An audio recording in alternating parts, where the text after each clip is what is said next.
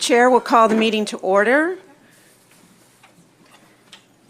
Municipal Council meeting of Tuesday, December the 10th. Welcome everyone on a snowy morning. Sign of winter. Seems early, but I guess it is December. We acknowledge that we are in Mi'kma'ki, the traditional and unceded territory of the Mi'kmaq people. We come with respect for this land that we are on today and for the people who reside here. The peace and friendship treaties that were signed starting in 1725 between the Mi'kmaq and the British Crown were intended to ensure that the Mi'kmaq inherent rights to the lands, territories, and natural resources are respected and protected forever. We are all treaty people. Are there acknowledgements, recognitions? We're going to have a few recognitions in a minute with the recognition of fire service here in our community. But are there, Councillor Brooks. I just want to say that Councillor Benoit and I attended the seniors function yesterday. The staff did a fantastic job. The turnout was really, really great. People had a great time, and just glad that we support that event because it's a good time and everyone had a great time. Councillor Reinhardt. Just a quick announcement. I just wanted to let everyone know that the LaHave Ferry is now back in service, which a lot of people are very happy about. Yeah, so it's running, it's back on schedule, and yeah, it's providing a much needed transportation service. Or everyone on both sides of the river is happy for that. Councillor DeLong. I had the privilege of representing the municipality at the Indian Point first annual Christmas Pet Parade as a judge, next to Rick Perkins, our MP, and the fire chief for the area. It was delightful. There were about a dozen dogs and one non-canine entrant, which was a cat named George. Anyone else? Okay. I'd like to take a moment to recognize December the 6th, of course, was last Friday, and due the way our meetings are structured, we missed remembering the Day of Remembrance and Action for Violence Against Women. So we'll take a moment now to gather our thoughts about this day that was held and the many celebrations and recognitions that were held across Canada. We continue to remember December 6th as the day of the mass killing of 14 young women in 1989 at École Polytechnique in Montreal. This day is about acknowledging and remembering these young women and all women and girls who died as a result of gender-based violence. We have an opportunity for all of us to acknowledge that women and girls in the municipality of the District of Lunenburg and across the world face violence as part of their everyday lives. No community is immune, and we will remember that in Nova Scotia, 3 women were killed in the last year and last few months through intimate partner violence. We need to confront the harsh reality that women and girls face violence as part of their daily lives, and it's our responsibility as neighbors, family, friends, and elected officials that we begin to seriously consider what we can all do to confront the ongoing violence and unsafe environments that girls and women live in and work in and play in. December 6th is not just a day of remembrance, it's a catalyst for change. And we have been called upon for many years to take action, yet the violence continues. Last year, Council acknowledged gender-based violence as an epidemic, and I think that was an indication that the Council of the day was committed to ending gender-based violence. Now, as a new Council, we will consider this again and take actionable steps that will help in dealing with this situation in our community. It's one thing to make a proclamation, it's another to effect real change. And so I think we need to consider what our role is in all of that. Clearly, the first thing is to become informed, and a great reference for that is to go to Volume 3 of the Mass Casualty Commission report, Turning the Tide Together, to learn the real facts about gender-based violence. We need to challenge those in our families, in our communities, and our friendships, and in a broader society who display violence against women and girls, either in the workplace or in our social settings. We all know what it looks like. And so we are called upon to say that must stop and help all of the people, those who are the perpetrators and those who are the victims, to find ways to end this and to take action, particularly for the women, to understand how they can challenge those violent situations and how they have the strength and courage to step forward. And for the perpetrators, to help them find the help they need to understand why violence is not acceptable. At this point, I would like to take, if we could observe a moment of silence in recognition of women and girls around the world who have experienced violence.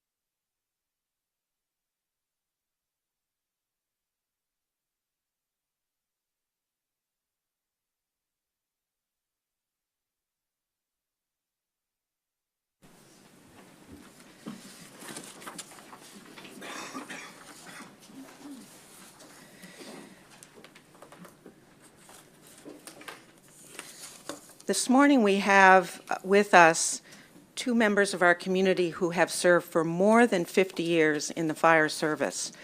And this last council meeting, we recognized 3 members who served more than 50 years.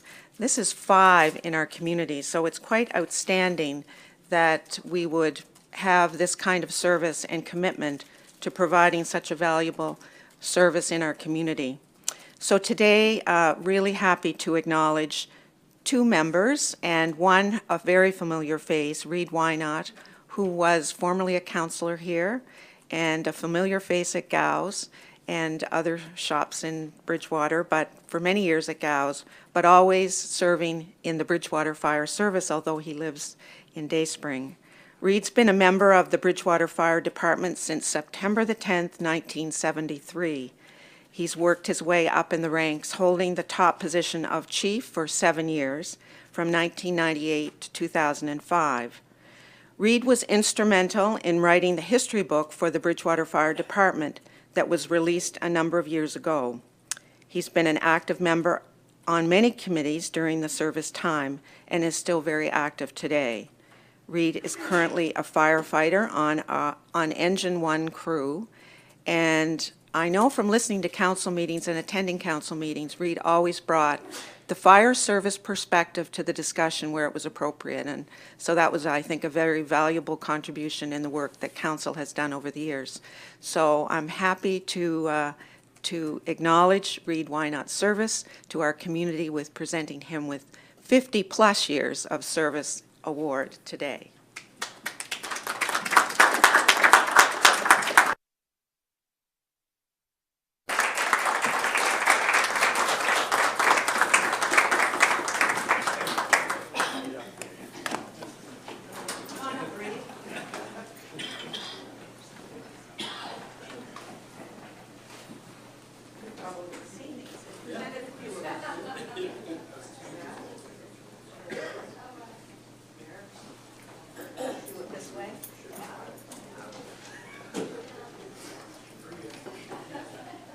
nice-looking guy here. The whole building.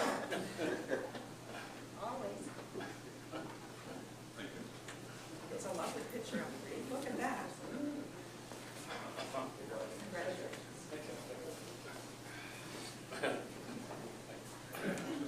Reed, why do you look so good?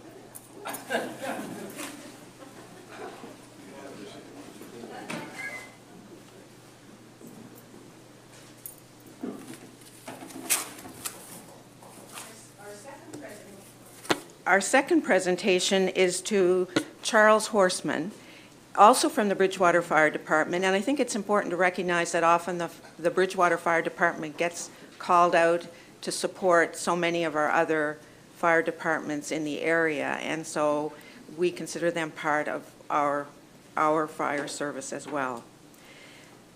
Charles Horseman joined the Bridgewater Fire Department on August 14, 1972, and is currently still a member. For many years, Charlie was chairman of the Ways and Means Committee. He served as secretary for 1 year, lieutenant for 1 year, and has been a treasurer for the past 15 years. He was the organizer of the All Street Sale and the floating candlelight vigil. Currently, Charlie is a firefighter on Engine 1 crew and is still holding the position of treasurer. So congratulations and thank you for your service of 50-plus years, because I think he told me this morning it was 52. So we're happy to acknowledge your service to our community. Go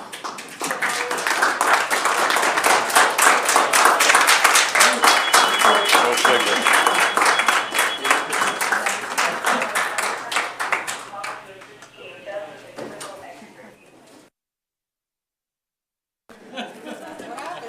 That's how it works.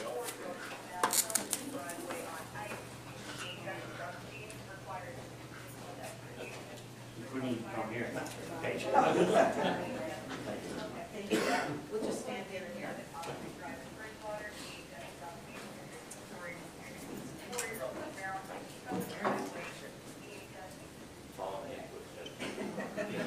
Inferior, but however. Oh, it's absolutely not, no.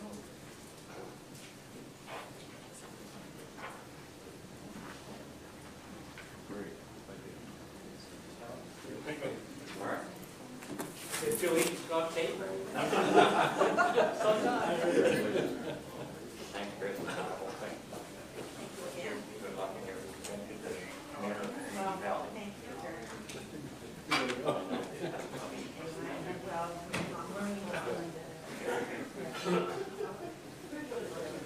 Sorry. Thanks very much. Good to go, good to go. You're not gonna make the truck.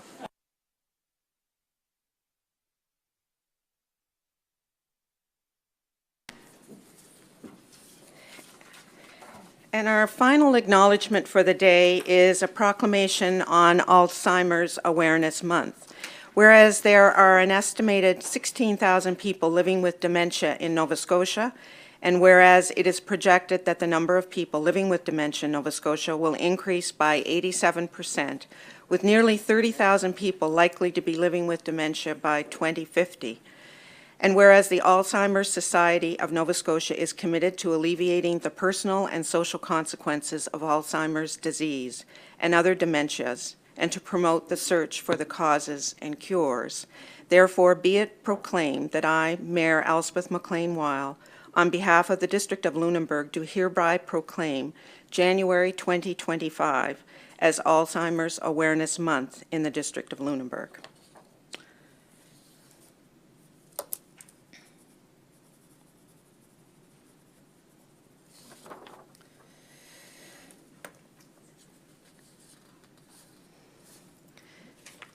I don't see anyone here for public input this morning, and so we'll proceed with the remaining part of our agenda.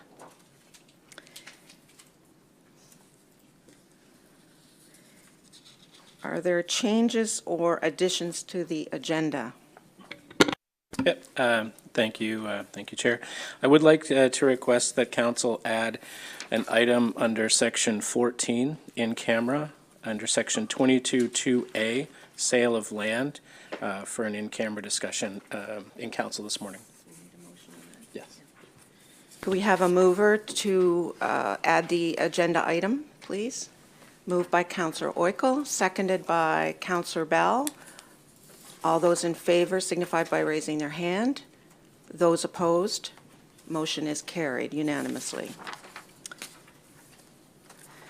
The minutes of November 26th, 2024 have been circulated. Do we voted on the changes to the agenda, Okay. but do we vote also on the approval of the agenda? I'm just asking. Thank you, Councillor Oikel. I appreciate the reminder. The agenda has been circulated with the addition. Do we have a motion to approve the agenda? It's moved by Councillor Oikel. Do we have a seconder? Seconded by Councillor Smith. All those in favor signify by raising their hand. Those opposed, motion is carried unanimously. The minutes of November 26 were circulated. Do we have a motion to approve those minutes? Moved by Councillor Moore, seconded by Councillor Vino. All those in favor raise their hand. Those opposed, motion is carried unanimously. Is there any business arising from the minutes? The next item is item 7.1, which is the awarding of Phase 3 Environmental Site Assessment. And Director of Engineering, yes, thank you, Mr. Pace. Could you lead us through this? Morning, Mayor and Council. As we know, the center school our vacant center school has become very unsightly and subject to a lot of vandalism, and is taking increasingly amounts of MODL resources to manage the condition of the building. And before I get into the report, I thought I'd give a little background where there's a few new councillors here of the scope of what we're talking about. Basically, there's two scopes of work to the removal of the cleanup at the site and the removal of the school. There's the ESAs, or environmental site assessments, and that deals with the site contamination. And the other scope is the hazard or hazmat materials in the building itself and the removal of the building itself. So there's sort of two scopes of work, and we've been doing all the assessment work in parallel. So the hazmat assessment work for the school is pretty well complete now. The only thing on that portion of the work is the presentation of an estimate budget to actually remove the hazmat materials from the school and also remove the building. So that's one scope, and it's not part of this report, but just to give you a little background. And on the site contamination side, that's what this report this morning deals with, and that's dealing with there's 4 sources of contamination on the site. There was a fuel storage tank from the building itself. There was a vehicle garage. There was a fuel storage for the vehicles themselves, and there was a former incinerator. So there's 4 sources of contamination. So there's been what we call a Phase 1 ESA and a Phase 2 ESA, or Environmental Site Assessment, and that's now completed. So that's where I'll start to get into the report. On July the 30th, 2024, Council approved the award of a Phase 2 ESA for $38,254 to Strum Environmental or Strum Consulting to do the work. The work was completed, and the final report submitted to MODL on November 13th of 2024. And the Phase 2 identified these areas of contamination and recommends what we call a Phase 3 ESA be conducted to delineate the extent of and the areas of this contamination. So we had sort of expected a Phase 3, knowing that so it's something we had projected, but we you can't predict until the Phase 2 is done, but we had fully anticipated a Phase 3 to be coming. So Strum Consulting was requested to submit a proposal for the Phase 3 ESA, and this would be an additional scope of work over and above the original undertaking of the Phase 2. Strum Consulting is on MODL's standing offer for engineering, design, and construction oversight services, or EOI 2021-01-500. So the fee proposal they submitted was a base fee of $29,800. And we've added on a 20% contingency at net HST for $37,494. And the reason for the higher contingency than perhaps you would normally is a good portion of this base fee, I think $12,000 of the 29 is actually for outside they're drilling boreholes down through the soil to delineate the areas of contamination. So a lot of that is actually subbed out to a drilling contractor and for testing purposes. So if they get on site and they need a few more wells drilled, it can add up fairly quickly. So I've asked for a little bit more to give me more, so I don't have to come back and a delay in the process to come back to council for more money. So I thought I would get pre-approved that 20%. That 20% on a smaller number goes fairly quickly. So for budget implications, the 2024 approved capital budget includes $100,000 for the environmental site assessment and tender preparation for the building demolition, including the site remediation at the former center school. Council has previously awarded STRUM a total of $53,920 for the previous work done on the hazmat review and the phase 2.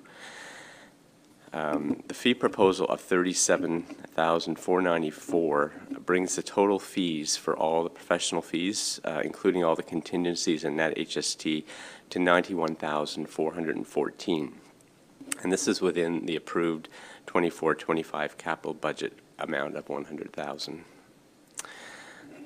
So once STRUM has, their reports are all completed and the estimates come back, see, once they do the phase 3, they'll be able to provide us also a cost estimate for doing the site remediation as well as the hazmat. So that will feed into the budget process which we're coming up to. So the timing is working out, was planned this way that we would have it for our next year's capital budget.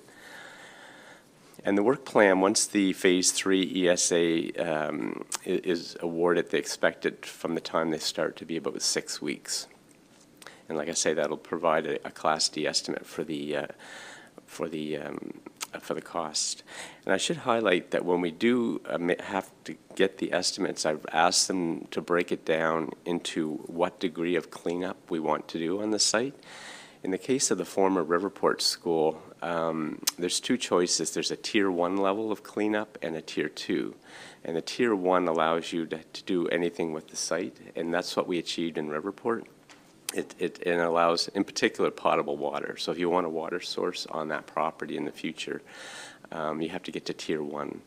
But it's a lot more extensive of a site cleanup. And so the Tier 2 allows a lot of the contaminants to remain in the ground, but they're delineated, and if they're stable, they're just allowed to stay there, and the site is just used for certain things. And there'll be a cost associated with each one. So that'll be a future council decision at some point to decide which level. In the case of Riverport, we did go with Tier 1. It took us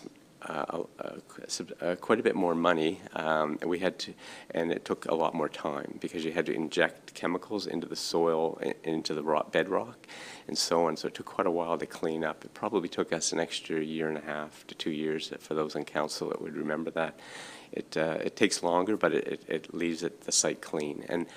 But there's a cost to that, and what's the cost trade-off? So.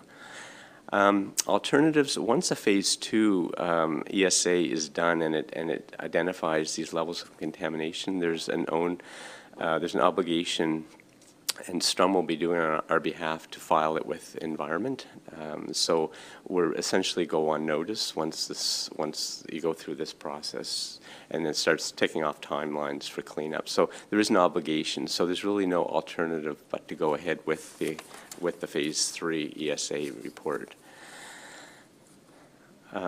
So recommendation is for council to authorize staff to award the phase 3 environmental site assessment, or ESA, for the former Center Consolidated School and Sewage Treatment Plant to STRUM Consulting Limited in the amount of $37,494, including a 20% contingency and net HST.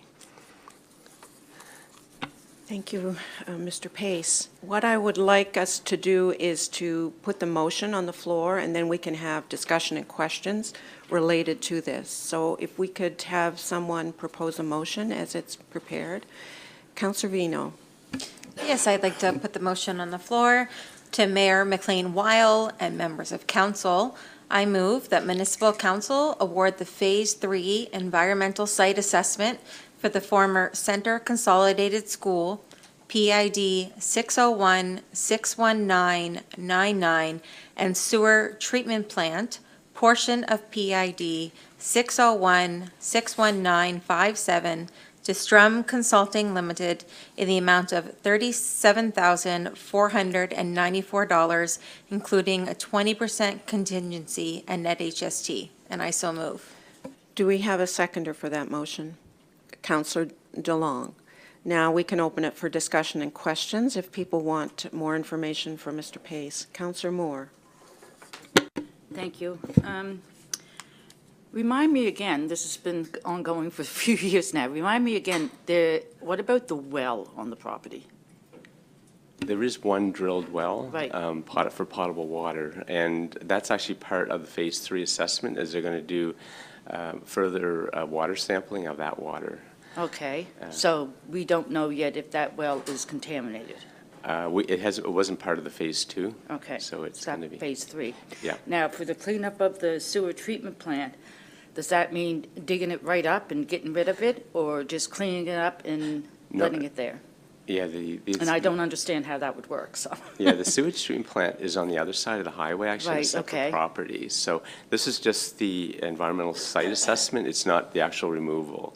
It's just the actual, testing of any contaminants around that area and any sediments that might be coming out of it, and it discharges into Wenzel Lake. Right. So this is just the assessment part.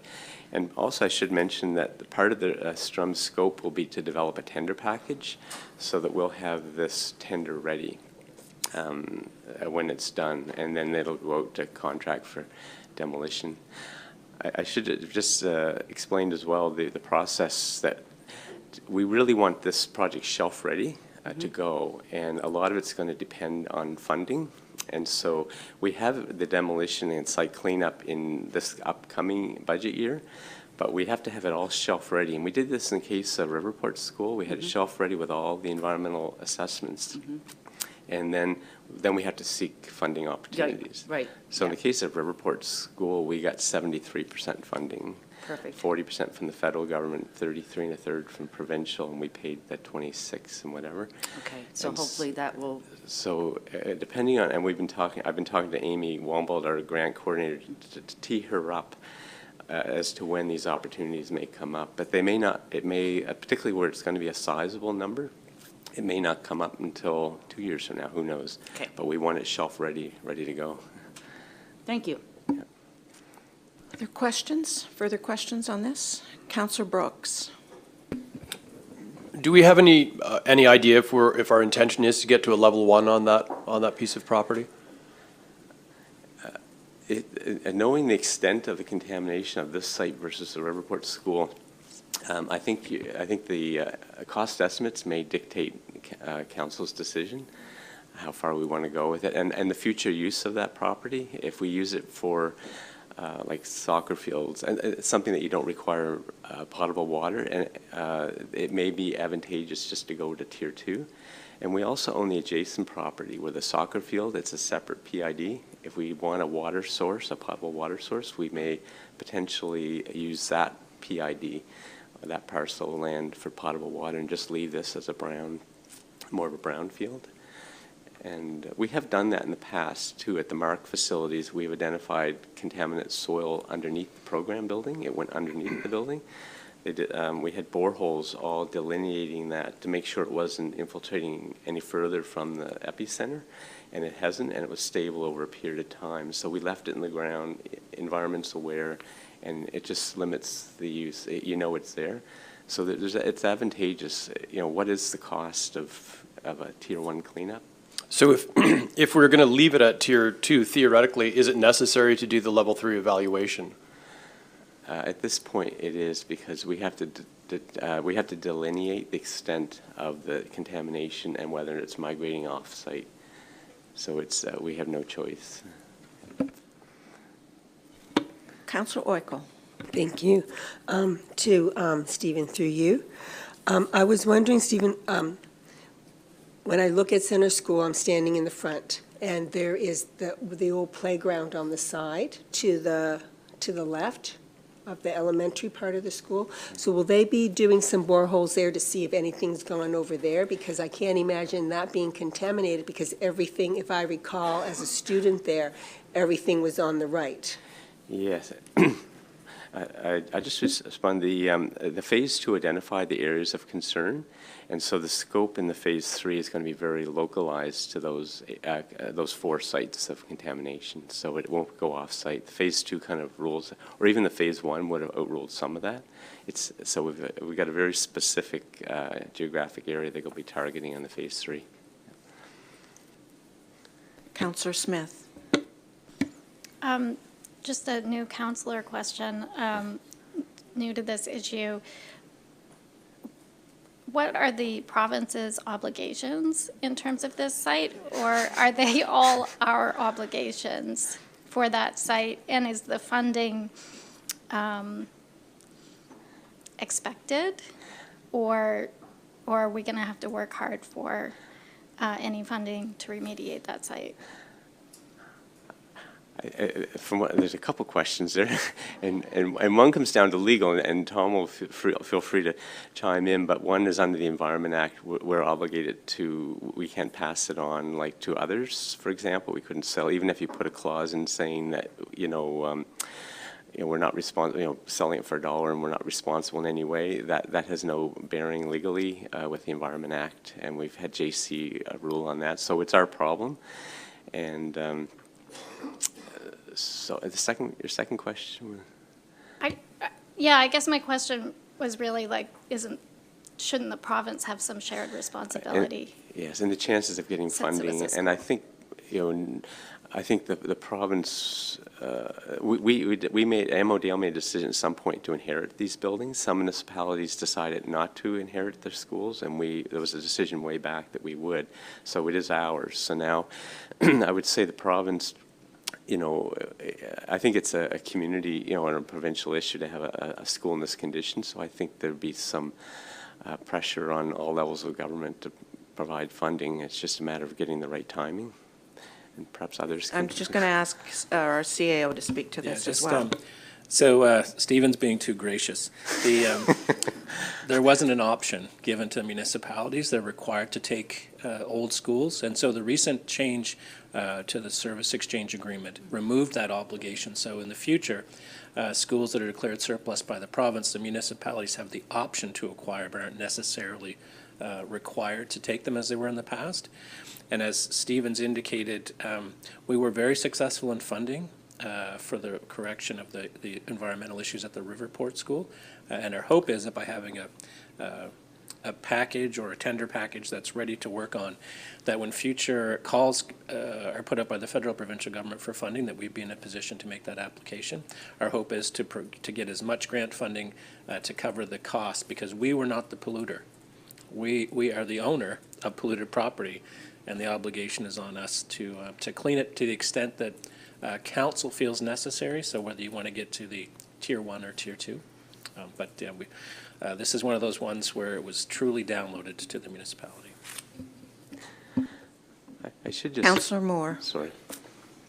So through you to Tom and to Ellison, so just so Councillor Smith realizes that eventually there will be north of the 103 a vacant school, and we do not have to accept that school at all, because the same problems will be there, the incinerator, the bus garage, everything. So just so that you know, if you're asked down the road when some decisions have been made about the new school, that if the old elementary school, I think it's the oldest wooden school in Nova Scotia, I think, I could be wrong, or one of them, that will not have to come to us. We can accept it, or we don't have to. Okay, let's try to keep our comments to the motion that's on the floor. We'll worry about New Germany School when that time arrives. Thank you for telling us, though, Kathy. Or Councillor Moore, that's important to know. But we'll try to stay with the motion. Any questions I'll just make one more comment if I could. When you get into cost estimating the site, contamination is very difficult because it's in the ground and you don't know where it goes. It goes down into bedrock and so on. In the case of Riverport School, we had a really, we did really well on our budget. I think we had funding for like, I don't know the number, like about 1.6 million maybe, and we were trending less than, well less than $1 million, like 700,000-800,000. So that gave us flexibility with a funding envelope to achieve Tier 1. If we find in this case that we're running out of money, we may decide to go Tier 1. It may even be in flux right through the whole process. It's very unpredictable cleaning up a site, particularly once it gets down into the bedrock. I just thought I'd mention that. Councillor Brooks. Just a quick question. Has the municipality ever done any private-public partnerships? So a piece of land like that has been, a developer has shown their interest and a relationship happens where we fill our downloaded obligation to do the cleanup, but then they essentially take ownership shortly after that to begin development. Is that something we've ever done? Yeah, in this case, the cost of demolition is, you can buy bare land, and the value of the buildings is it's a liability. There's very little salvageable things out of the building, and particularly in the condition it's in, you basically, by the time you made it of any use, you'd be cheaper to build elsewhere and buy blank land. This is going to cost a lot of money, and you can buy bare land a lot cheaper than to try to, so no developer would be too very interested in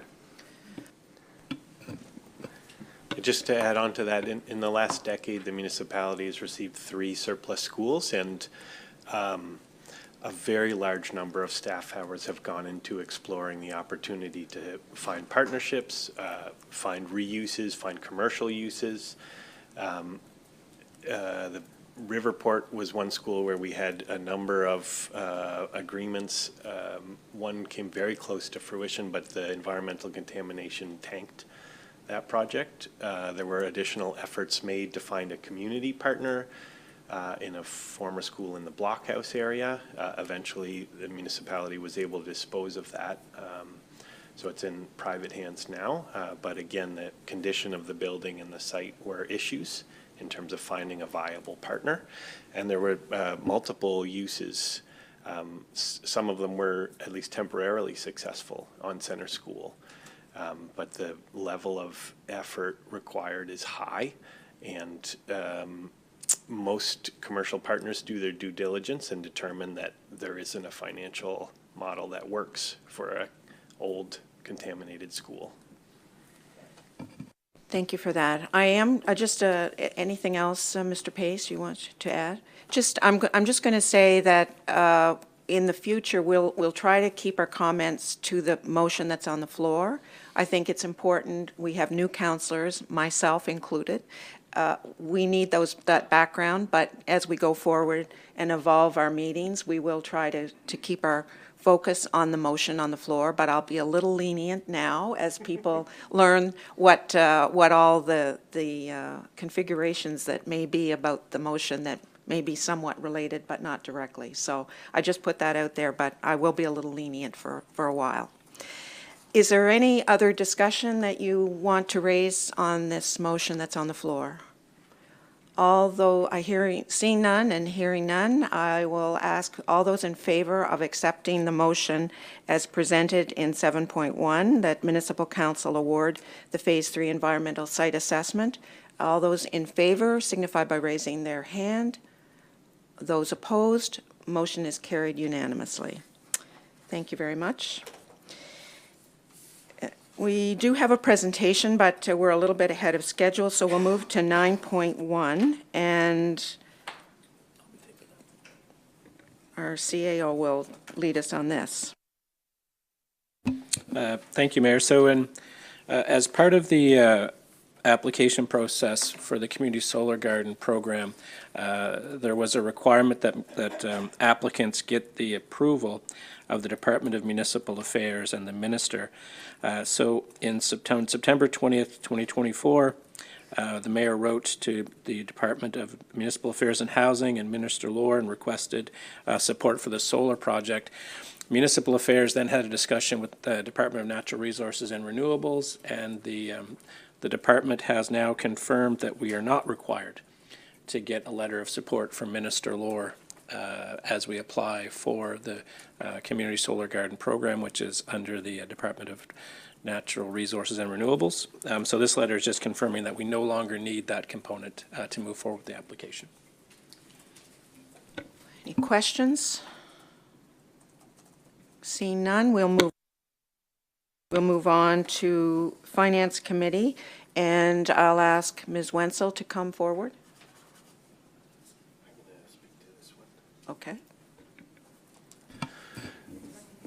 Yeah, so we have one recommendation from the Finance Committee relating to a grant application for the Growth and Renewal for Infrastructure Development Program, or GRID. That's correct. From our grant coordinator gave that presentation to the committee last week. Yes. Yes. We would like to ask for a small revision to the recommendation.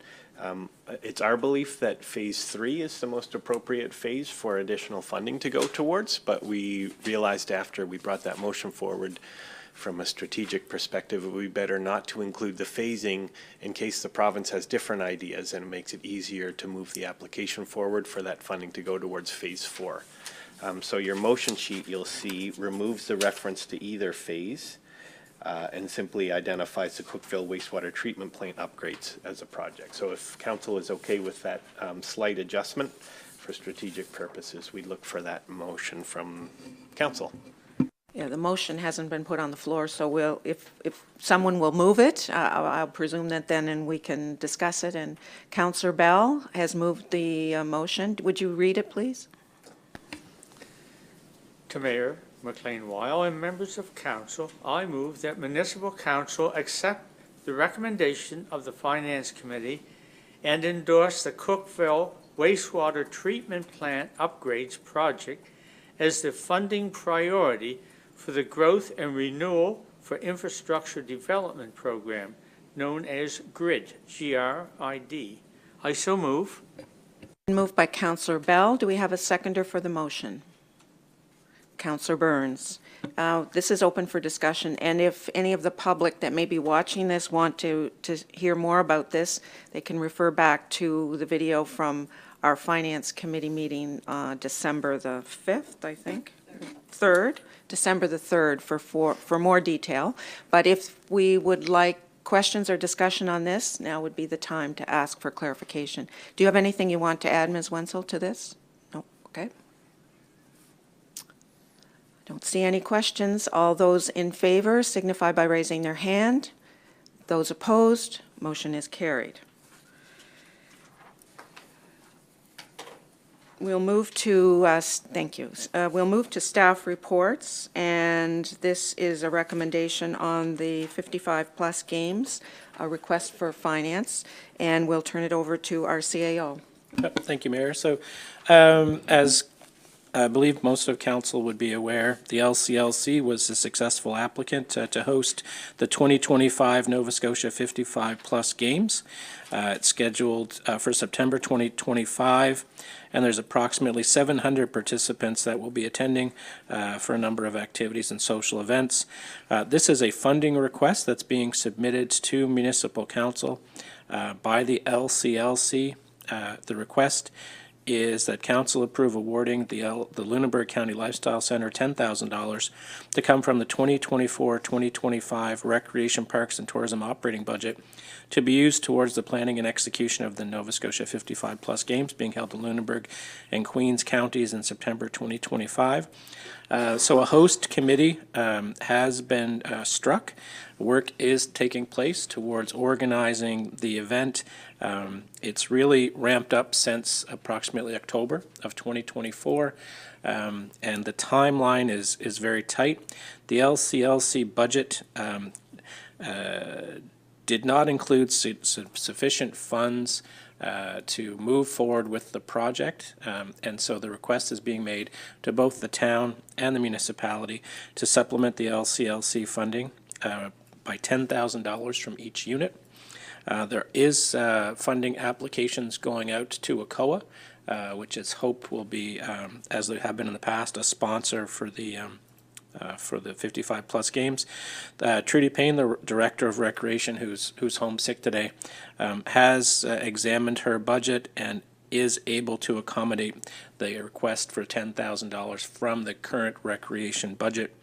And my understanding is that the town of Bridgewater is or has a similar, identical request going to it, with the expectation that it will also be a funding partner. If there's any questions, I'd be happy to try and answer. Let's put the motion on the floor first, and then we can discuss it. There are two elements to the motion, but we'll deal with the first part, which is relevant to this year's spending and this year's budget allocation. There's a further motion that will deal with budget consideration for next year. So if we could have the first motion, Councillor Moore.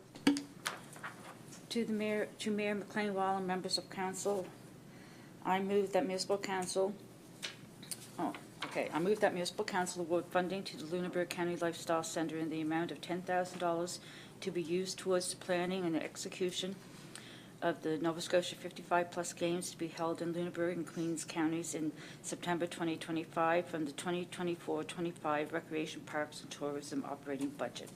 Do I have a seconder for the motion? Seconded by Councillor DeLong. Now, discussion? Councillor Moore. Through you to our CAO, what happens if the town of Bridgewater denies this request, this funding? Do we end up paying $20,000? So the council would only be required to contribute the amount that is passed by motion. It is expected that the town will award the request because we're joint owners of the LCLC. Right.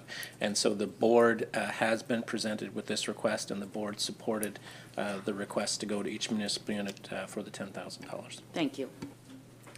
Councillor Oikle. Thank you. I'm just wondering, certainly in support of it, and I have, along with Councillor Smith, we have attended the meeting that was at the Best Western regarding the 55 games.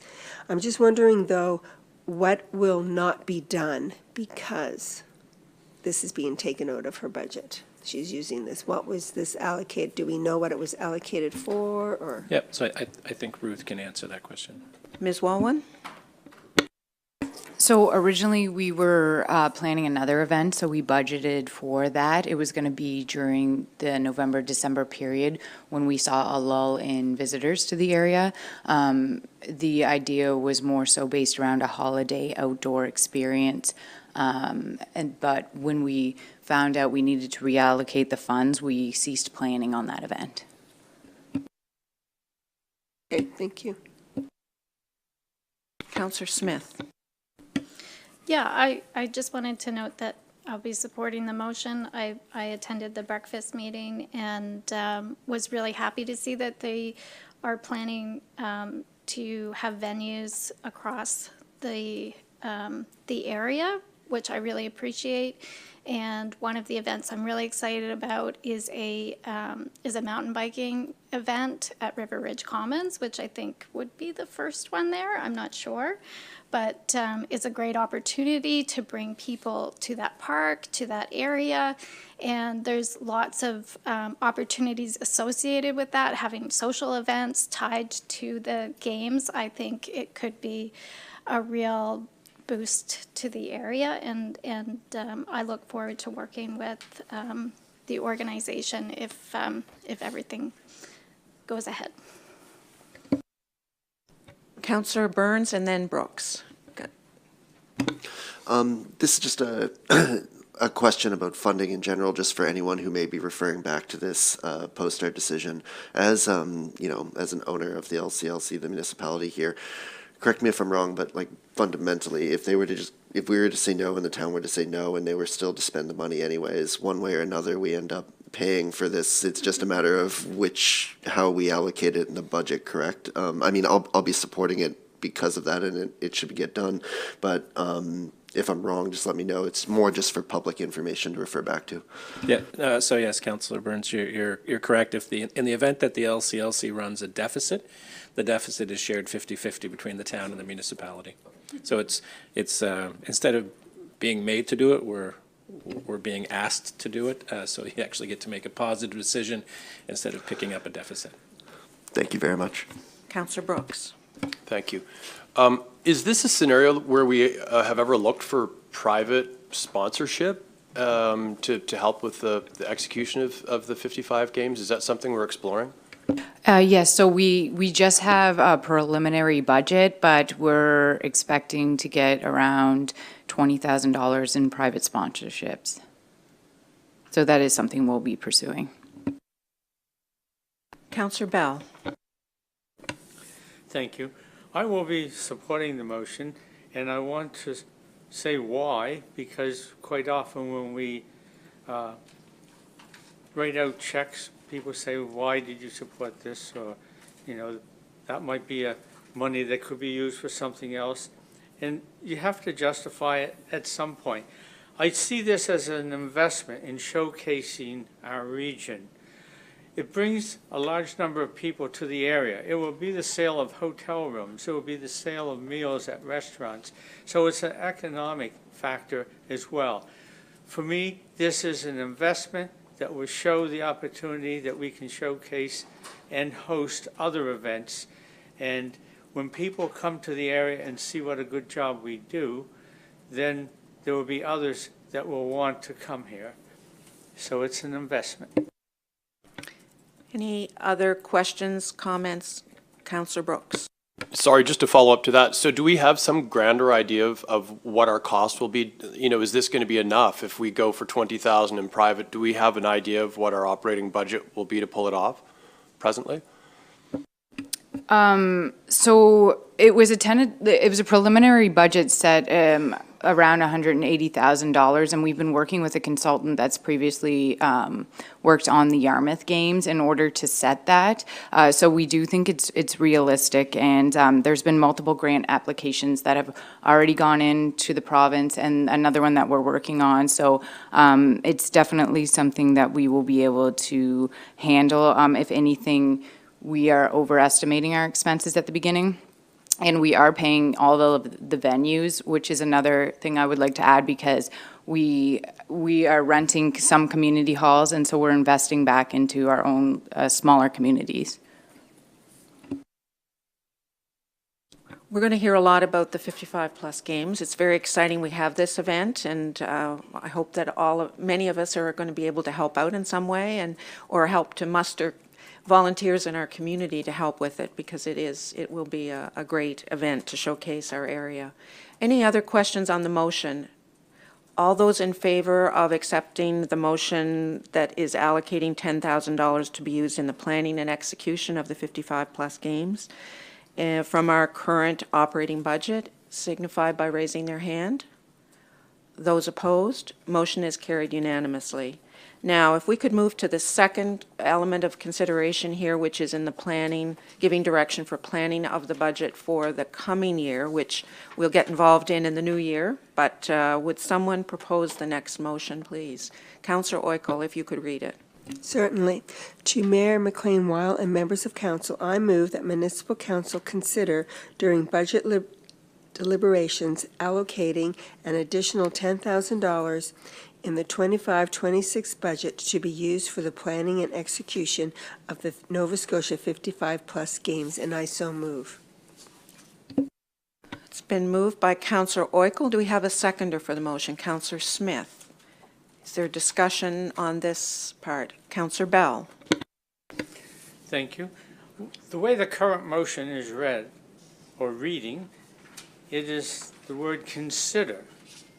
There's another way this motion could be put on the floor as a pre-budget approval, which would give more confidence to the planning committee and may also encourage the town to do the same.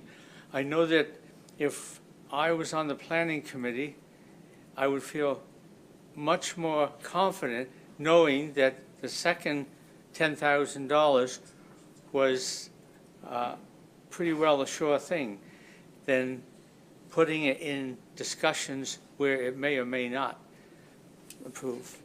I appreciate your comment, Councillor Bell. This is the motion that would have gone to Bridgewater, to the town as well. So I think it's important we be consistent in our approach. So although I understand what you're saying, I think both are being presented and in this way, and I think we should be consistent between the two. So, other questions or discussion?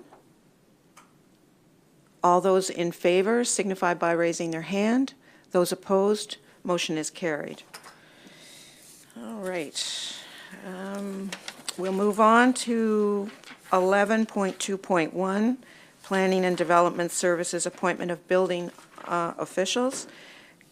Director of Planning and Development, Mr. Merrill. Thank you. Good morning. There is a motion to appoint 2 building officials for the District of Lunenburg. Just a little bit of background. So in October of this year, the municipality with 3 other municipalities signed a regional inspection services agreement. So that pools our resources. Under that agreement, the District of Lunenburg is the service provider. There are satellite offices, one in Bridgewater and in the region of Queens. So this appointment appoints the 2 building officials in the region of Queens as building officials in the District of Lunenburg. So that will give us the ability, give them the ability as we pool our resources that we erase the municipal boundaries, and then we can do building inspections in the region as a whole and not be restricted to our individual municipalities. So the motion is to appoint Miles Harlow and Tim Clattenburg as building officials. Would someone put the motion on the floor, please? Would you read the motion, Councillor DeLong?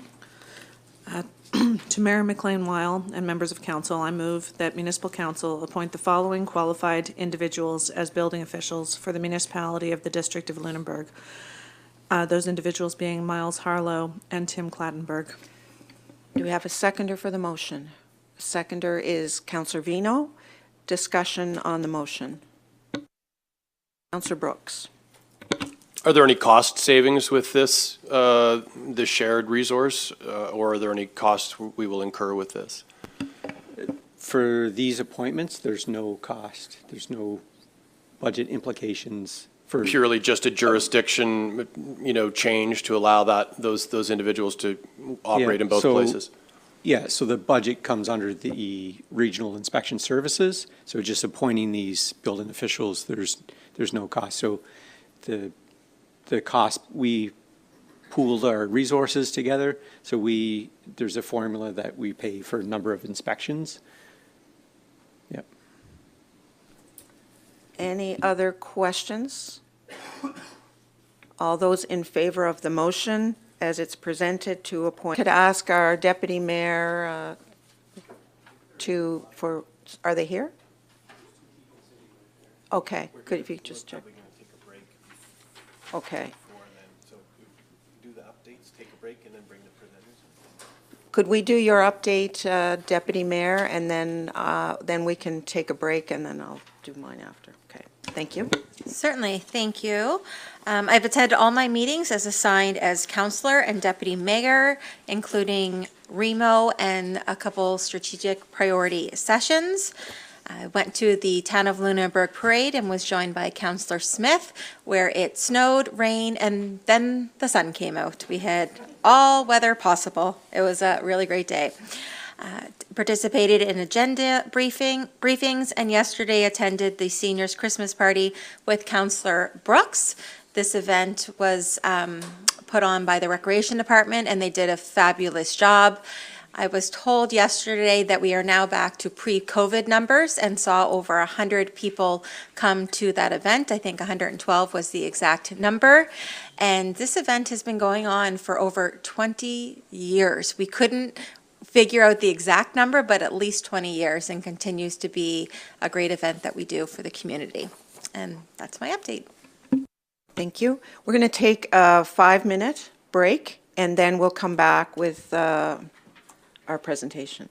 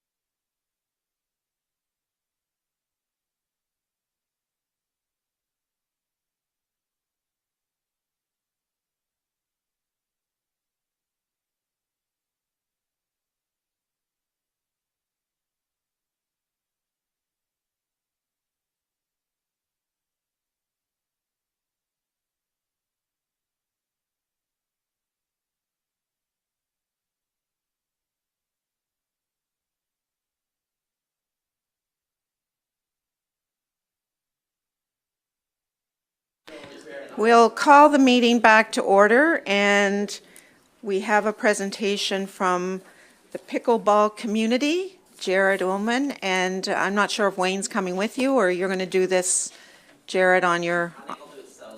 Okay. Welcome, and I know you've been here before, and but we'll look forward to your presentation. It is. I don't know if I need to do anything with it now or not. All right, wonderful.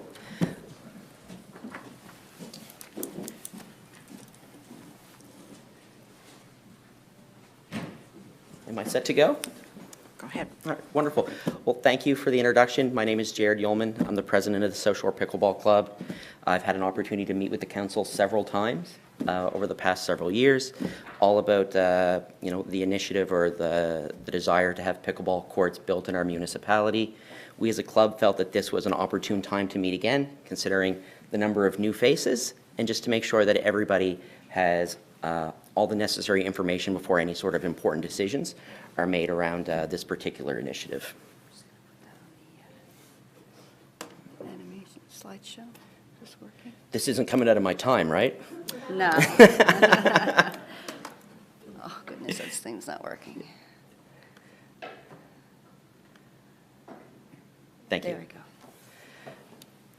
All right, so if you're not fully informed already around what pickleball is, we'll talk about it very quickly. It's a paddle sport or racket sport. It combines elements of other paddle and racket sports like tennis, badminton, and ping pong. It's primarily played outdoors like tennis, usually on a much smaller court than a tennis court. It's around the size of a badminton court. Very limited equipment is required to play, just a paddle, some footwear, and a pickleball, which is kind of a soft plastic wiffle ball. I think oftentimes when the public hears the name pickleball, they think of this kind of fringe sport, and I think probably at least in part because of the admittedly silly name, but it's the numbers around it would actually suggest that it's anything but a fringe sport, that the numbers actually suggest that it's incredibly mainstream, that the Sport Information Resource Center, which is pretty renowned in their field, has actually tracked the progress or the participation numbers, and it's been the fastest growing sport in North America for the past 6 years. And they describe the past 3-year annual growth as unprecedented, with an annual 223% participation growth over those 3 years. This has culminated in 40 million Americans playing pickleball last year. That 40 million makes it the third most participated in sport in the entire country, higher than every other sport other than biking and running.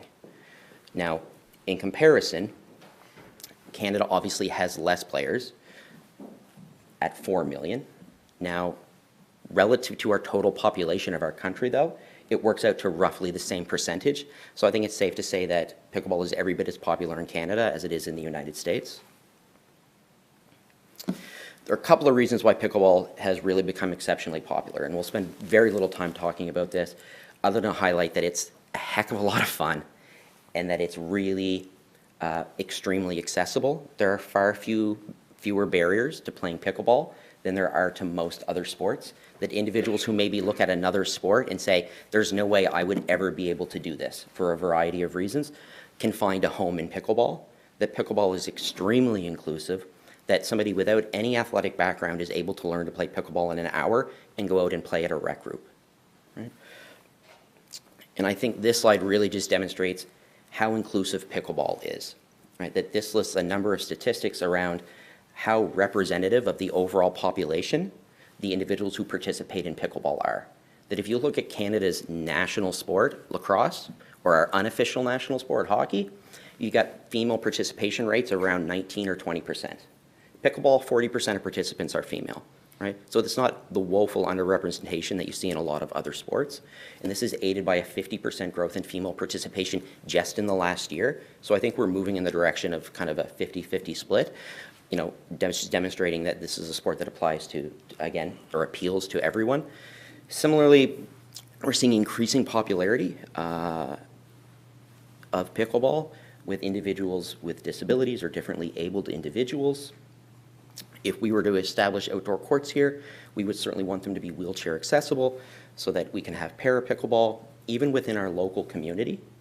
We see individuals who've recovered from heart attacks who've come back out and played pickleball, individuals with chronic illnesses who are enjoying pickleball, individuals who've had knee replacements, hip replacements, who are still able to participate in pickleball, who maybe would not be able to participate in a lot of other sports.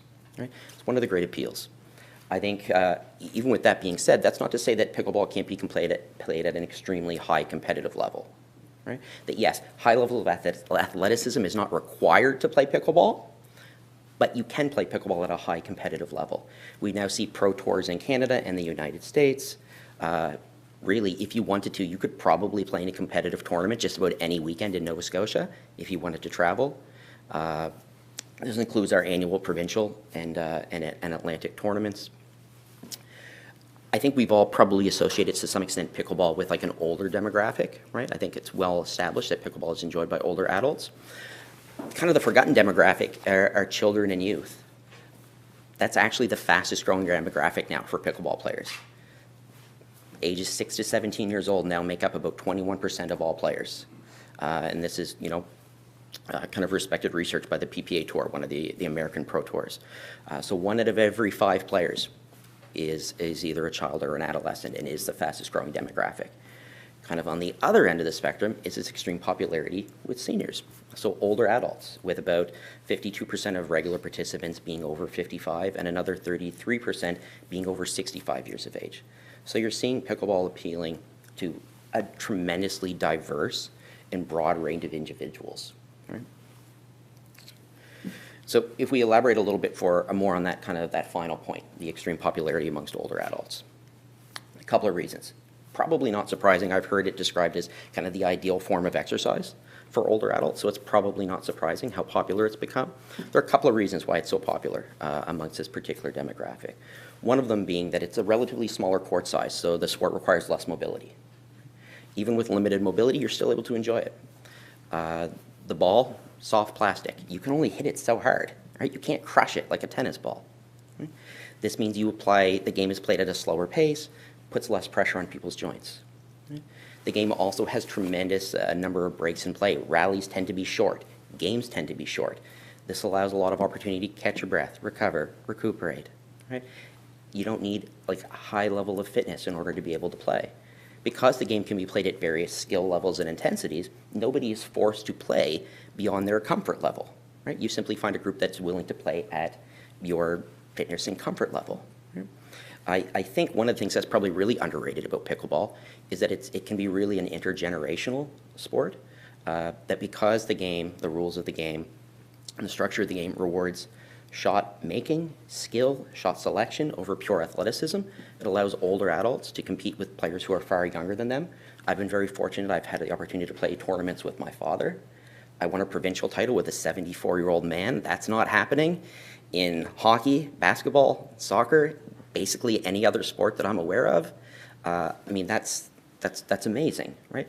I've gone to rec play where I've seen a son, his father, and his grandmother there playing on the same court, right? That's amazing. And I mean, I think that feeds into kind of the popularity. So it kind of brings me to pickleball as it relates to modal. I don't think I'm alone in stating that I think pickleball is a really ideal fit for this community, and I think the popularity of it here has kind of demonstrated that. Modal's 2040 report highlighted that the average annual income of residents in Modal is about $14,000, below the provincial average. And with that in consideration, it's not surprising that about 20% of residents are considered low income. Pickleball, fortunately, is an extremely affordable sport. Very limited equipment required. You can buy a paddle for $25 off Amazon, free shipping, right? It's comparatively affordable relative to other sports. And I think everybody here would be in agreement with me that your income shouldn't determine the availability of recreational and exercise opportunities. Pickleball can be a solution for that. As well, that same study, the Modal 2040 report, shows that Modal does have an older population. More than 50% of residents fall into the category of seniors, and that by 2041, the projected average age will be around 63 years old. We already know that pickleball is exceptionally popular with this particular demographic. I won't go into great detail about the health benefits of pickleball. Again, it's really lengthy. You can read it yourself. But it's really been established that pickleball has tremendous health benefits for older adults. Individuals who participate in pickleball have a reduced risk of premature death by 47%. You could probably make the argument that that's true of most sports, that an older adult participating in sports will result in a reduced risk of premature death. However, the second sport with the highest level of reduced risk is swimming, and it's nearly a 20% gap. Right? So there's something specific about pickleball that seems to have a drastic reduction in risk of premature death. Not surprising when you consider all of the health benefits listed above. It's not limited to physical health benefits, however. There are a number of mental health benefits to participating in pickleball. Research shows that 40% of seniors are lonely, particularly in rural communities like our own. Right? Loneliness is a silent killer amongst older adults. This is particularly of interest to me. I work in mental health services here in town.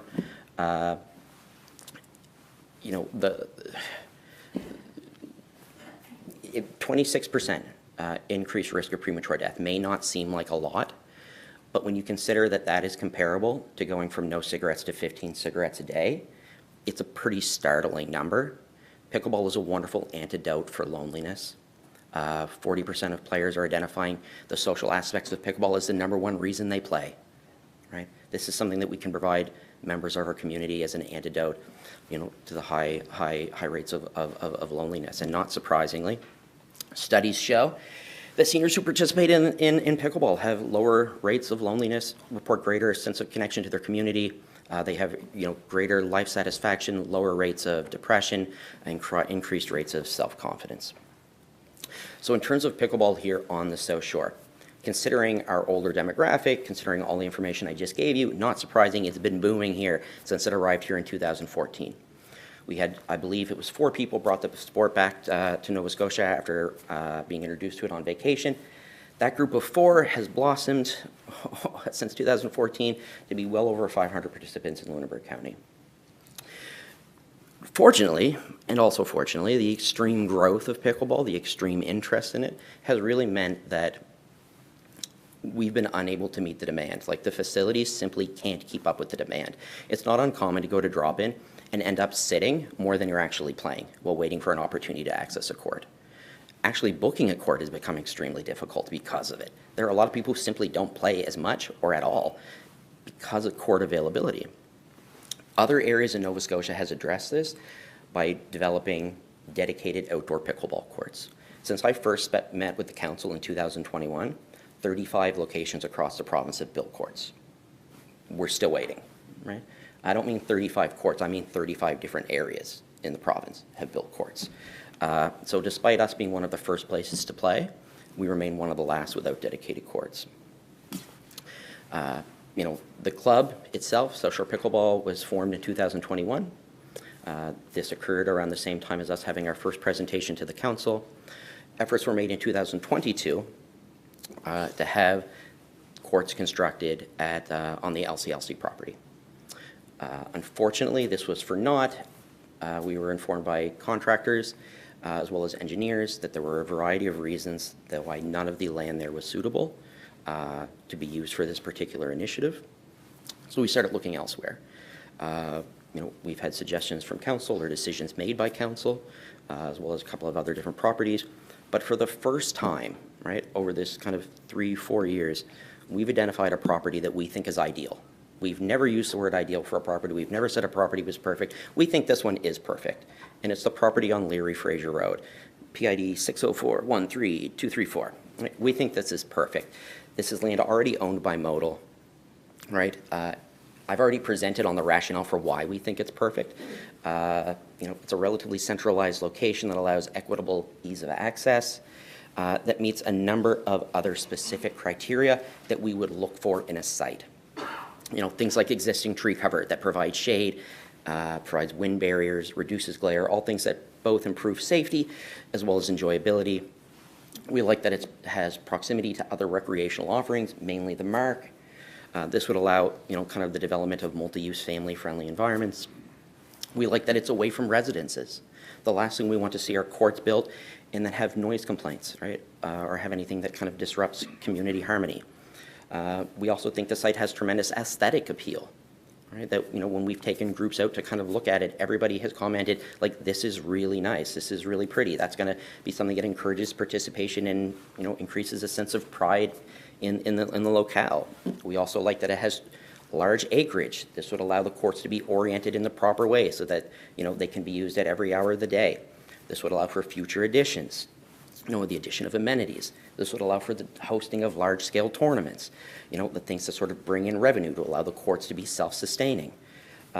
Lastly, we felt that it was really nice that this was an environmentally conscientious location and that it wouldn't have to be cleared, right? We wouldn't have to disrupt any pre-existing trees in order to have the courts built there.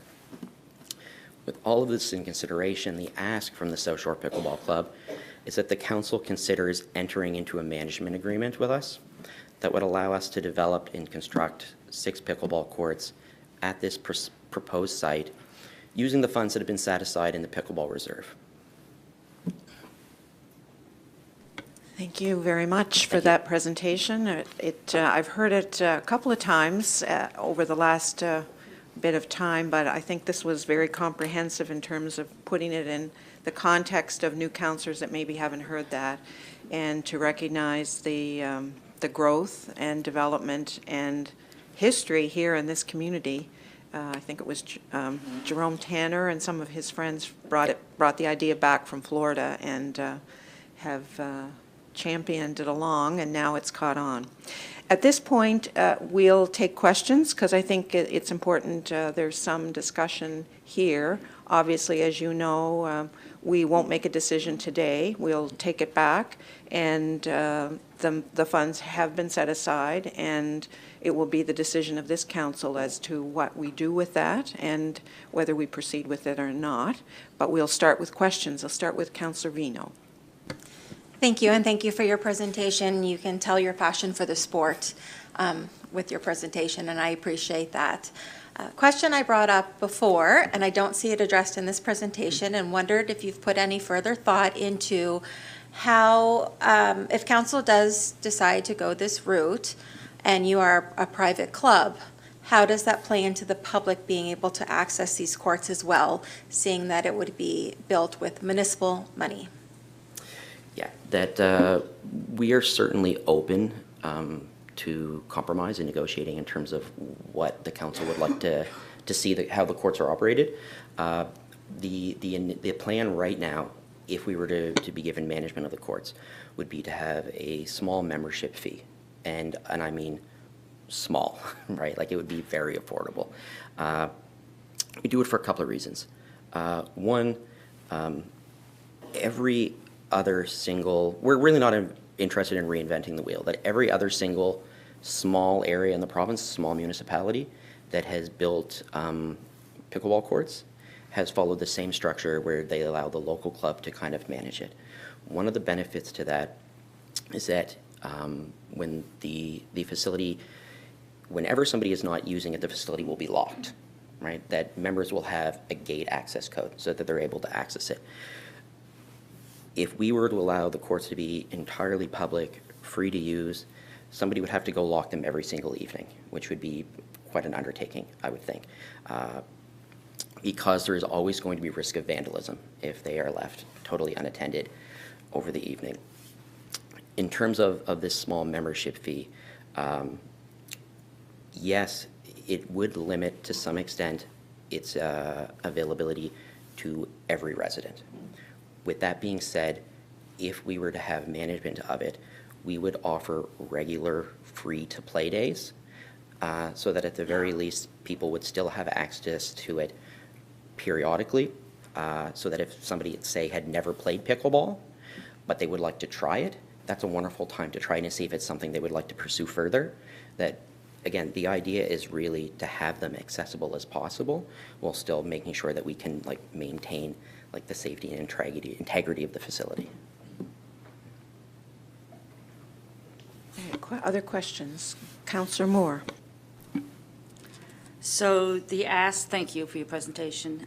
The ask today is for council to consider donating the piece of land on the Larry Fraser Road so that a private club can build a pickleball court, but you're also asking for the placeholder of the $850,000 that's already in a placeholder. Am I wrong on that? I think, if I may, the question was enter into a management agreement that would delineate how that ownership would be and also recognize what funds the municipality would commit to the project. Am I correct, Yes, Mr. Moore? absolutely, yeah. So it's not exactly as you say, Councillor Moore. It is enter into a management agreement, so there'd be negotiation there between the municipality and the club as to the use of the land. That might not necessarily be that we're donating the land. It could be that the municipality continues to own it, and then a commitment as to what funds would be required. And I don't know if you want to speak to the funding, to what you see as funding requirement, but maybe we'll just make sure Councillor Moore has her question answered. Go ahead. Okay, yeah, no, I think you hit the nail on the head, right? That we would be entirely open to the municipality maintaining ownership of the property, absolutely. And then us kind of negotiating what the actual management of it would look like. In terms of the actual cost, it's been hard to get specific quotes on that property simply for the reason we don't own it, right? That we have no commitment towards it. And unfortunately, I think some of the contractors have felt a little taken advantage of, that we've had them provide quotes on a lot of places with the understanding that we were going to get them and then didn't get them. So we've been somewhat reluctant to entirely, because again, they have to travel in order to provide the quotes. But we do have historic quotes based on other locations, and they all fall within that range of like $350,000 to $500,000. We've also seen the recent commitment of, I think it was $580,000 for a 6-court facility in Kensington, PEI. We saw, I believe, 3 courts built in Pugwash for $250,000. Again, like they're all going to fall within that kind of $350,000 to $500,000 price range for a 6-court facility. Yes, Councillor Moore, your supplementary, please. The pickleball, your group, have you done any fundraising? Do you plan to do fundraising? Like, what is your plan? Yeah, we've done limited fundraising. We have, I would say probably 4 years ago, I ran at the time the largest tournament in Atlantic Canada, and we raised around $10,000. Mm-hmm. The intention was to put it towards the courts. We were assured by the council that we were not going to have to contribute money, so we stopped fundraising further. Now, of course, if that has changed, yeah, we would return to fundraising and contributing finances to it. Okay, thank you. And just one comment. Yeah, by all means. Pickleball seems to be a growing sport. Yes. Of course, anything can be built, but then it has to be maintained. Of course. So there's budget implications, and like every municipality would be coming around to, have you asked other municipalities, are you going to ask other municipalities for funding? Yep, we've spoken, I want to say at length, but we've talked about it. It is extremely difficult, and I'm sure you can appreciate this, to get funding for something that is going to be outside of someone's municipality. Mm-hmm. I'm not sure how keen this municipality would be for funding something going in someone else's municipality. You're asking. No, I know you do. I know. Like, Okay. I know. Okay. I absolutely All right. know. We're going to All stop right. it And right there. I think We're going to stop that right there. Right. No, Yeah. I know. Thank you. And I think you maybe also appreciate that other municipalities are maybe not quite as generous. And I just have one final comment, because of course no decisions are here. This is something that council will be looking at and discussing. My biggest fear is I was not here in the, whatever year it was in 2000 or 1999, for the golf course deliberations. Yeah. Right now, I think I'm sitting maybe on the fence of a new golf course situation, which I would never, ever, ever support. Thank you. Do you mind if I answer one question that you kind of put out? I didn't have a chance to answer. Is that okay? Okay, wonderful. Concerns about upkeep and maintenance. We're, again, not reinventing the wheel. That it should probably be noted that there is not a single club-ran pickleball facility in the province that has not been able to be self-sufficient. There's not a single, like we can point at the golf course, we can point at, there's not a single example of a pickleball court or pickleball facility outdoors that's been established that has not prospered. There's not a single one. You can't find one. And we can take communities that are a fraction the size of this. Little Harbor, River John, Guysborough. Arisag has 300 people living there and 80 pickleball players, right? And they've managed to prosper. You can make $8,000 in 2 days running a pickleball tournament, and if you own the courts, you don't have to pay the rental facility to use it. Like, the upkeep for, again, generally speaking, you have to resurface a tennis court in about 8 years. You can push it to 10 if you want. The cost is around $10,000. You can make $8,000 in a weekend, right? Like, and again, that's every 10 years. The upkeep, there's going to be, like, we're not going to have to come back to the councils asking for more money. Once they're established, the courts become self-sufficient if they're ran properly. Like, that should be the least, I believe, the least of the concerns with it. I think I don't know if there's other questions. Councillor Brooks. Councillor Moore covered a lot of what I was curious about. In your presentation, which I appreciate today, you talk about the low cost of a couple of balls and paddles. Clearly, that's not what we're talking. We're talking about a lot of infrastructure here. As somebody who grew up in the 70s playing tennis, which was a hugely popular sport at the time, we now can look at a lot of empty tennis courts. So as things like Razor scooters, fidget spinners, Oak brand have really been popular, you know, they've also fallen into decline. So my excitement is for you to return to this council to tell me about what your private fundraising efforts have been. I, as a council member, won't be supportive until I see much more action on your part for fundraising. I appreciate your candor. Thank you. Councillor Smith. Yeah, I just want to say I really appreciate your presentation and, you know, the lengths that you've gone to lay out all the benefits. I think, you know, there is some potential for community health in this, and I really appreciate the point about seniors and loneliness. I would say, though, you know, we just came through an election. Pickleball was actually kind of controversial on the doorsteps.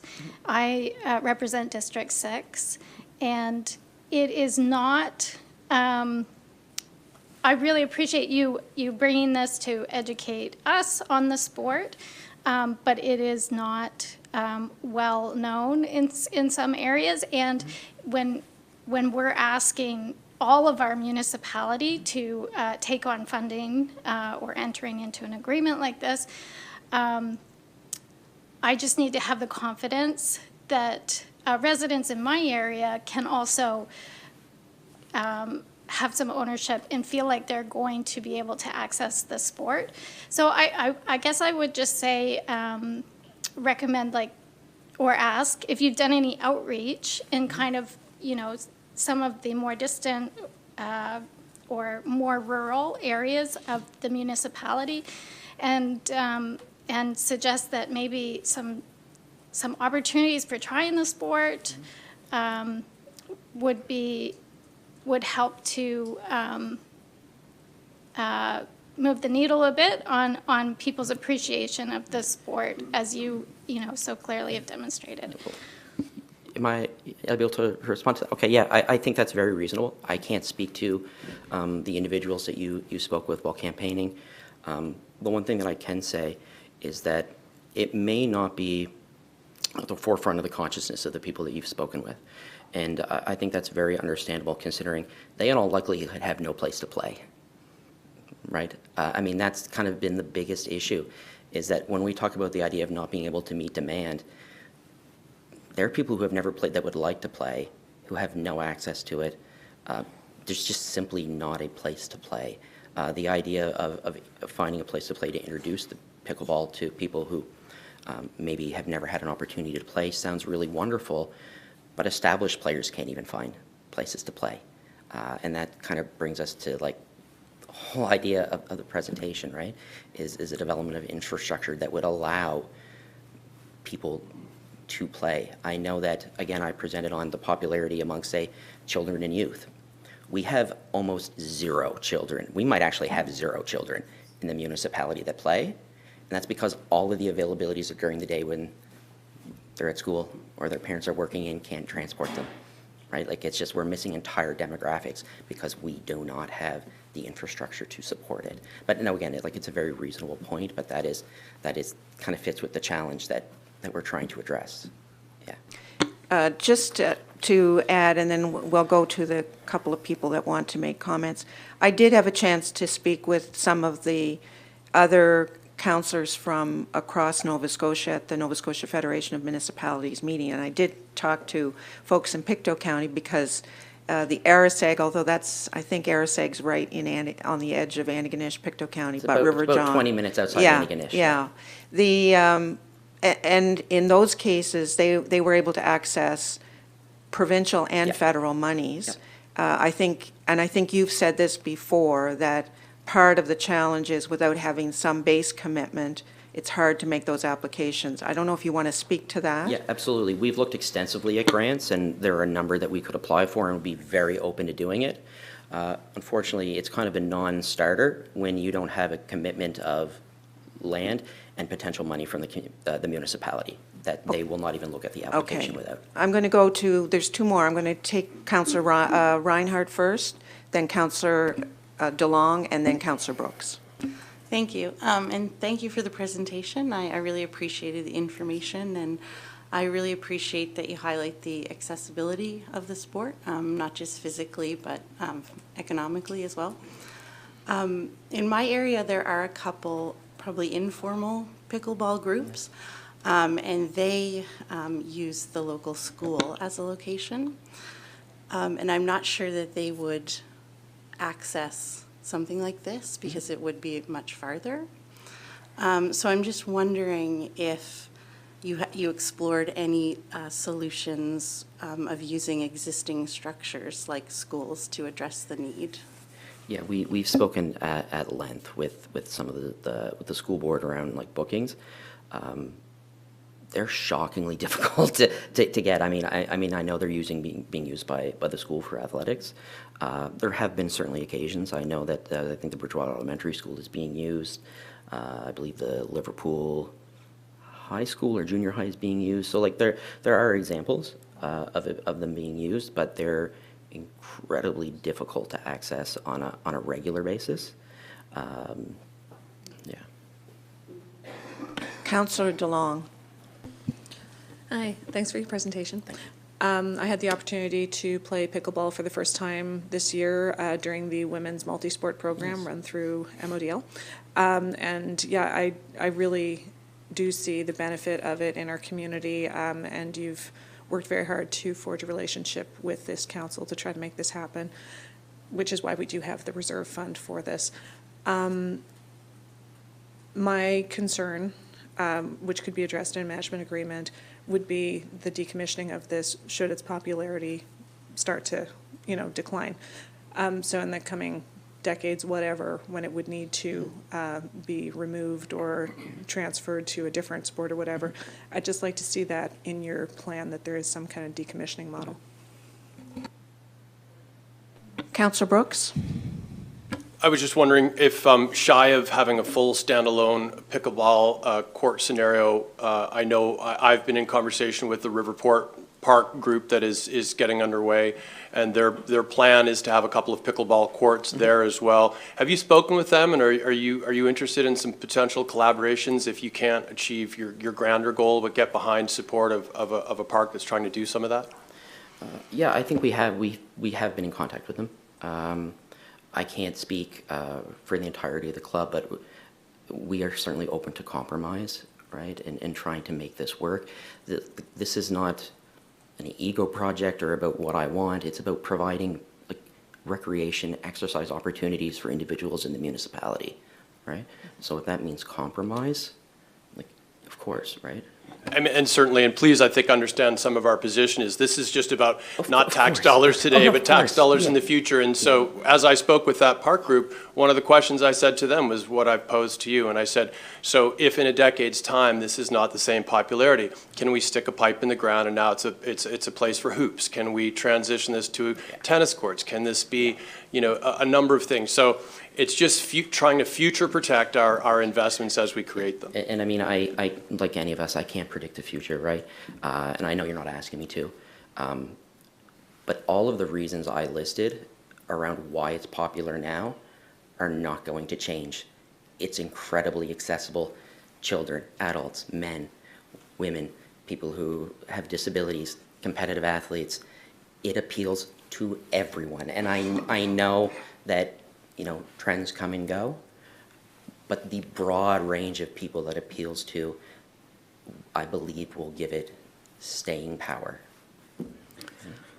Okay, is there further questions? Councillor Moore. Just one last one, thank you. You stated that pickleball courts do not run a deficit, that you make money.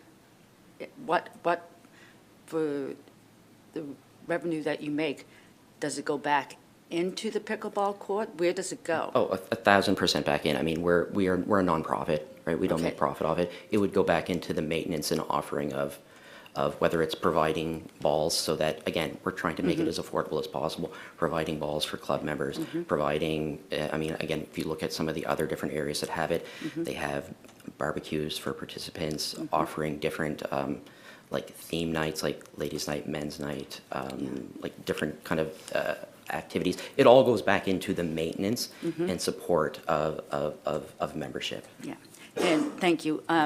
Like I said, I've been sitting here a while, and I've heard the presentations before. A placeholder is a placeholder. It's a piece of something that there's nothing in it. It's a placeholder. I'm pretty sure during the discussion, I'm going to have to go back, but I'm pretty sure that I did not agree with it in the first place because of the cost. Has your group considered a repayable loan? If you're making a profit doing your pickleball and you're charging a fee for people to play it, have you considered a repayable loan? I take some issue with the term profit because none of it's not profit, it's going back into the maintaining of the facility, right? That it's not buying luxury items, it's really going back in so that we don't have to come back to council at any other point and say, hey, is it possible for you to give us more money so that we can resurface these courts, right? It's not profit. Yeah. It's making the court self-sufficient, right? Okay, thank you. I'll hold my comments to later on. Thank you. You're welcome. So I think that it's important that we have some sense of, for your purposes, what the timeline is, and we will bring this to a discussion at our policy and strategy meeting in January.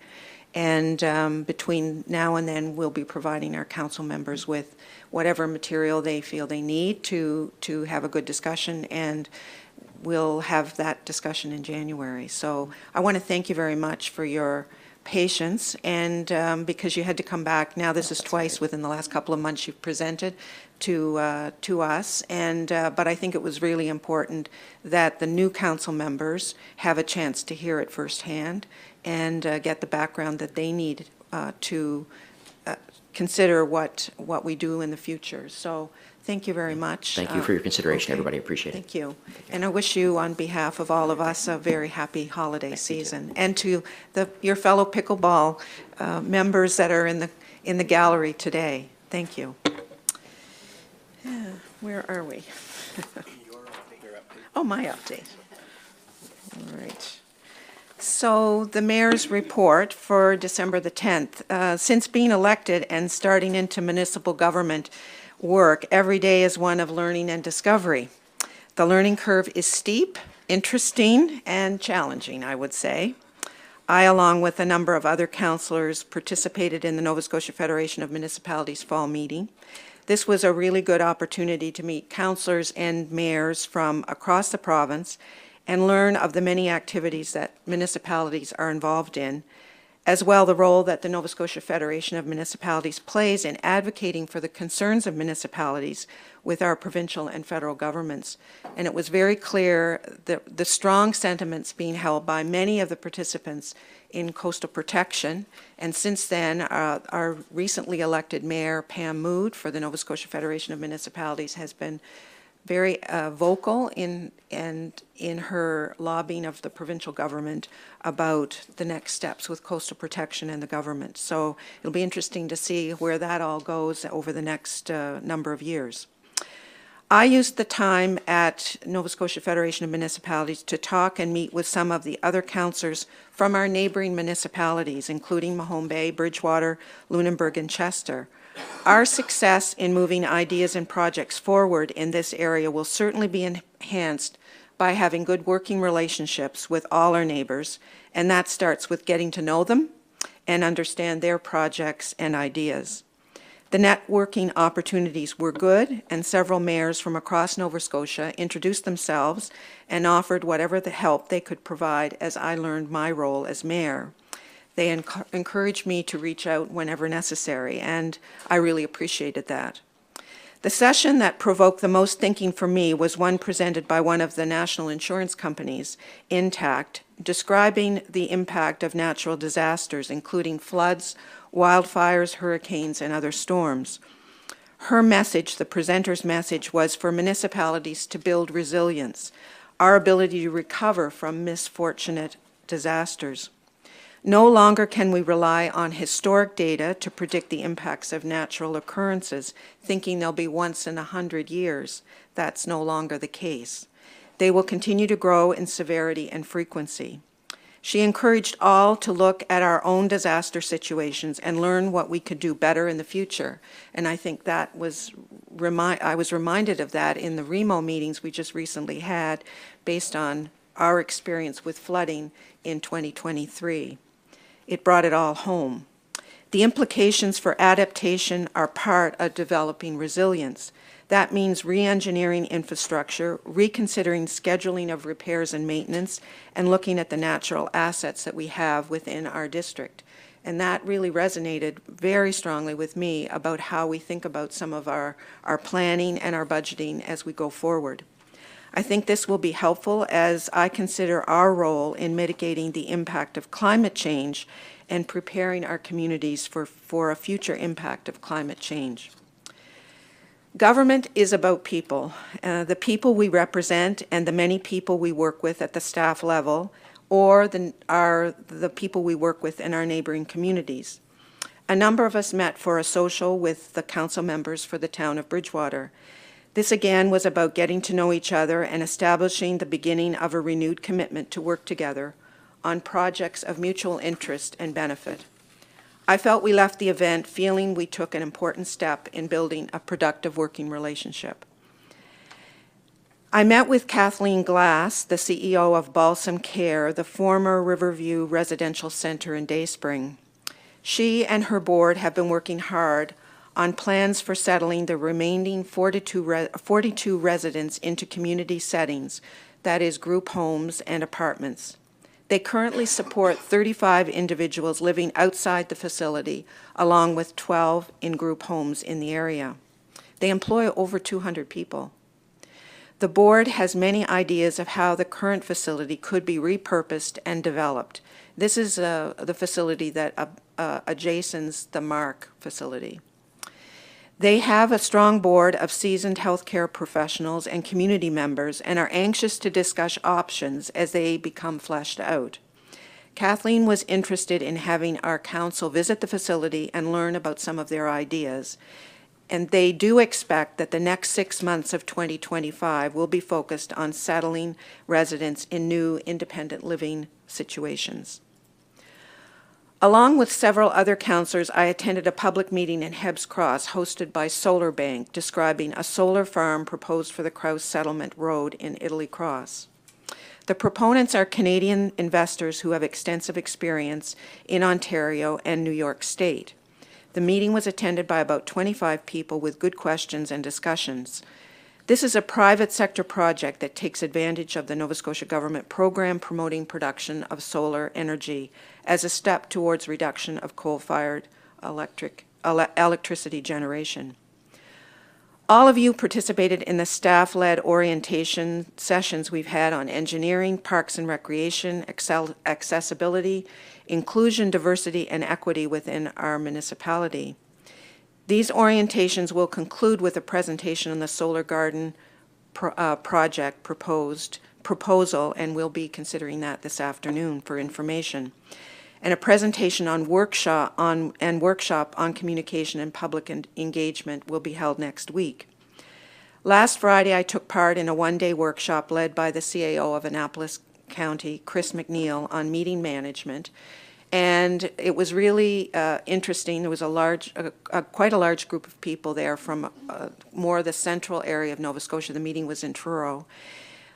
But one of the videos, and I won't name the municipality, but it is public, it's on YouTube, and I thought, I never, as the mayor of a municipality, want to find myself in that situation. And it really speaks to the importance of having well-run meetings, to have really good respect for each other and deal with issues as they come up and not let them fester and end up on the council floor. So I hope in our in our considerations around communication and working together that we will establish good working parameters, guidelines, and respect. It was quite shocking to see what happened, and I think we've heard about those situations, and I hope we can avoid all of that by working well together. This week we will have an important 1.5 days of working together, developing our strategic priorities. Together, Councillor Bell and Councillor Vino, myself, our CAO Tom McEwen, and our Deputy CAO Alec Demerick, and I worked with Tim Mary to plan out the sessions. Our first priority will be to establish the principles and values which will follow as a group working together to avoid that situation that I saw last Friday in the video. If we are to be a successful council, we must work well together. That does not mean we will always agree, and that would not be the best for all of us and for our decisions, but we must be respectful of each other and those we work with. We will establish these rules of engagement early in our planning session on Thursday and Friday, and they will be our rules for engagement for the coming 4 years.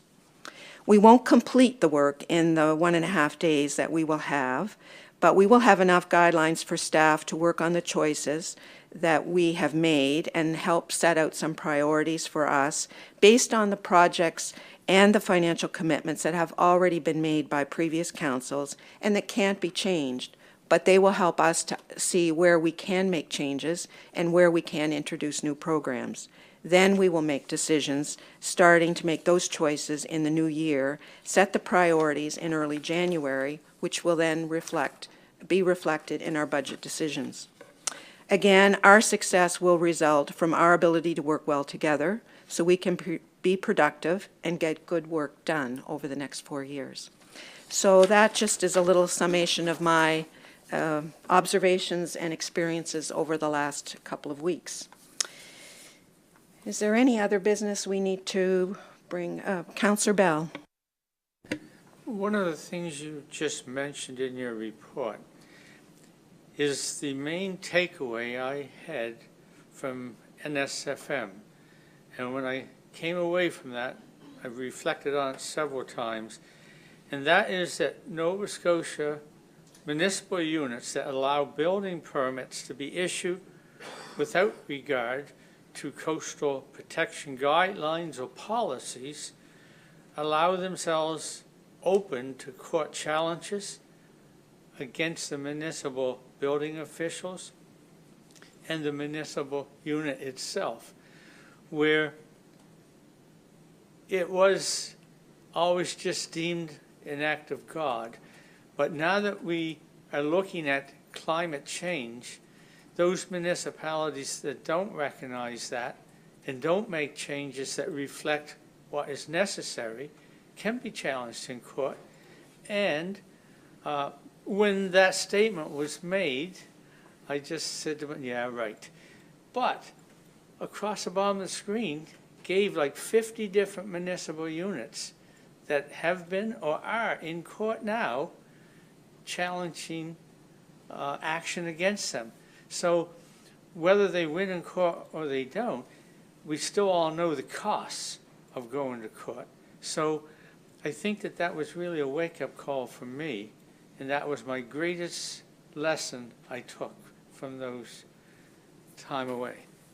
To your point, I think there will continue to be lots of discussion about coastal protection, because at that meeting there were very strong sentiments shared by other municipal units across Nova Scotia about how they were viewing what the decision of the province had been and the implications for them, and the fact that they in many cases felt abandoned. And you know, I know this previous council took a great amount of time to get coastal protection regulations in place, and I think we will watch with interest as this evolves. I don't think this issue is going away.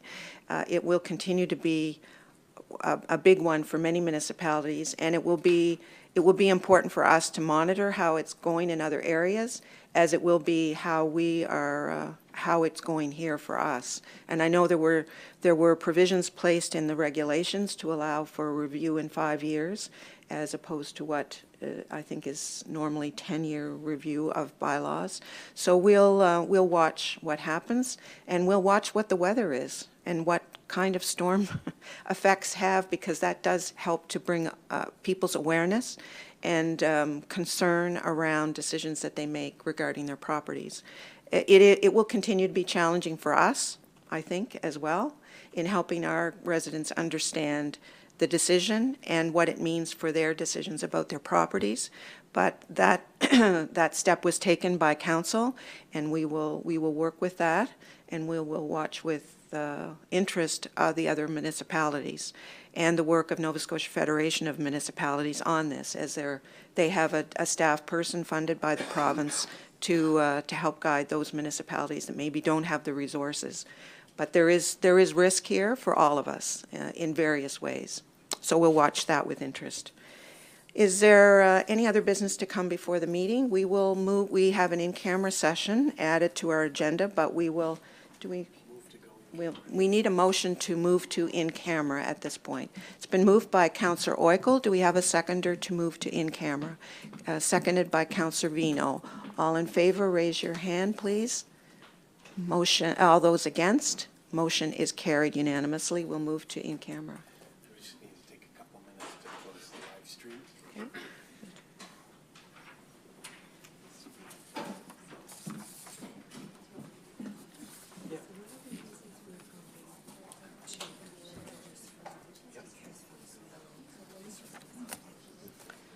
Got enough time? We're going to have enough time.